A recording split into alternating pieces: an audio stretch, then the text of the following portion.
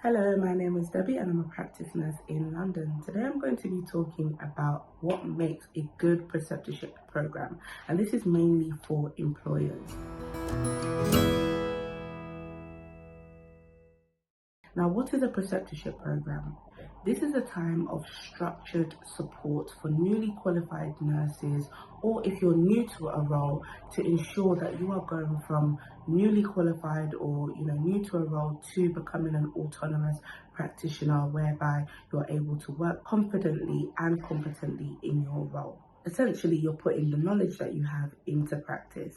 Many times, especially with the nursing crisis that's going on at the moment, with staffing, a lot of nurses are becoming newly qualified and just being thrown into the deep end. And as much as this may have its pros and its cons, the benefits are there on their NMC website, such as, it shows that there's an improved retention in nurses when they feel like they've had a good preceptorship program. There's a build in confidence and skills within the nurses, and there's a better job satisfaction.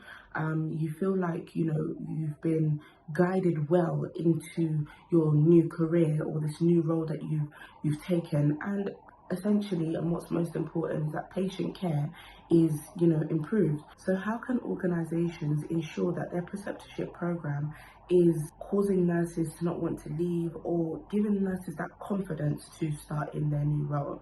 So I'll use myself as an example. When I started my role, I was pretty much thrown into the deep end. Now, this is a lot different because in a GP practice, it's a lot slower pace, and so that means that I'm able to still learn effectively. I'm able to shadow effectively. However, in some environments, such as the ward, it's not always that easy.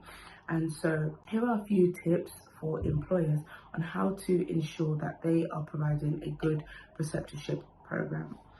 Number one, I would say, is regular check-ins. When I was a student, I remember having amazing mentors. Once a week, we'll sit down and discuss what's happened that week, how has it been, and I think this is very important. It's very hard, and I can't stress it enough, it's very hard as a student to be chasing your mentor, chasing the person that's supposed to be, and not just as a student, of course, as a newly qualified as well, to be chasing the person that's supposed to be guiding you. Maybe they're not in that day, or they're on annual leave and you didn't know, and you just feel like you've just been left to do something, and that can be very difficult. So I think it's important that as employers, that it is set out who are my go-tos, who is the person rather that I need to contact when X, Y, and Z is not here. And just making sure that there's that regular communication with the preceptee. Another thing, and these are for preceptors, people who are guiding the newly qualified staff, is making sure that you have constructive feedback. There's nothing worse than feeling like, you can't do it, or, you made a mistake here and there.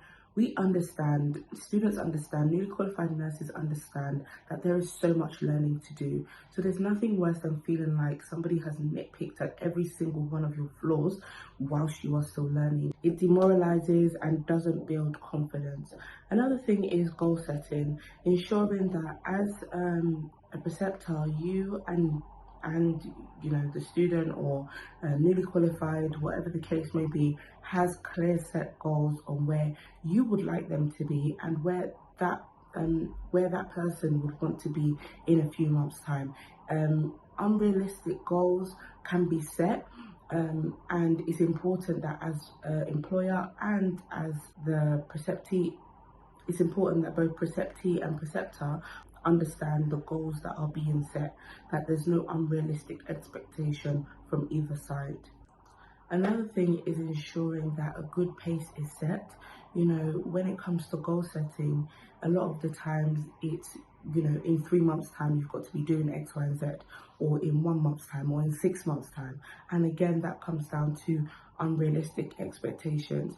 As a preceptee, you need to know what your boundaries are and how much you are able to do. And as a preceptor, you need to respect the fact that, okay, you have employed this person to do X, Y, and Z. And with the nursing crisis, again, it can be very difficult when somebody is not able to do everything that it needs to be done because there's a short of staff or there's just so much going on.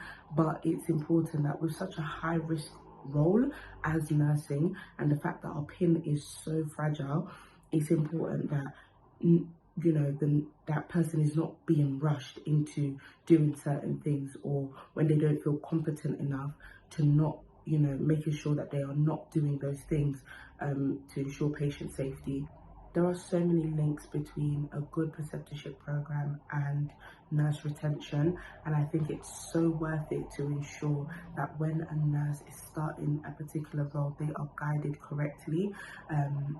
Otherwise they will leave. Like I'm so fortunate that although I was thrown into the deep end, I was guided so well. And for some people that worked. For some people, they would rather, step by step, each task, is explained each of the way. But for me, it was just start, and what you don't know, we will work through it, and then you'll go on courses and you'll do X, Y, and Z.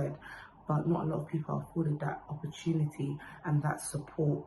And I think it's very important that as employers, we're ensuring that that structured support in this preceptorship time is provided to ensure satisfaction, confidence, competence, and nurse retention.